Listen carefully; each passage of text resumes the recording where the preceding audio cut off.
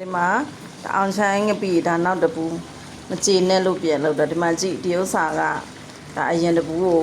မသိဘူးရေတွေထည့်ပြီးတော့ရေတွေထည့်ပြီးတော့ပေါ့နော်ရေထည့်ပြီးတော့ကြိုပြီးတော့ရိုးစစ်ပြီးတော့ပြန်လုပ်တာ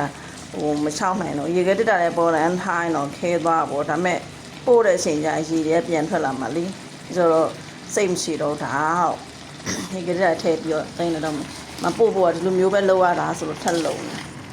ရေမထည့်နဲ့ပေါ့နော်အယိုးလည်းမထုံနဲ့ပေါ့အတော်ဆိုအဲ့လိုလုပ်ပြီးတော့သူကနှစ်ပိတ်တာလောက်ကိုအဲ့လိုလုပ်လိုက်သူကတယောက်ခဲနဲ့တစ်နှစ်စားလော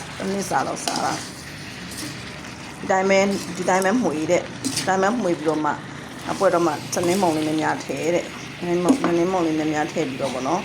အတိုင်းလေးပဲအရင်ကြည်သွားလုံးနေဒါကိုပဲရှောင်းလုပ်တာတဲ့ဒါကိုပဲရှောင်းလုပ်ပြီးတော့မှတိတ်ထားတာသူကစားကနေကြတော့မှဒီလေးနဲ့ဖြော်ပြီးတော့မှအယိုးတွေကိုစစ်လိုက်တာပေါ့အဲ့လိုမျိုးတဲ့ဟိုကသိဘူးကိုစားသလိုပဲ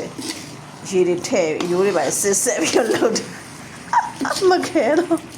ကဲလုံးလာဝင်နော်အစင်ပြင်းပြန်လာပြောမယ်နိုင်ငံခြားကိုပို့မလို့နိုင်ငံခြားသူတွေအောင်ချင်းငပိစားခြင်းနဲ့ဆိုလို့ရှိရင်မှားလို့ရအောင်လို့ပေါ့နော်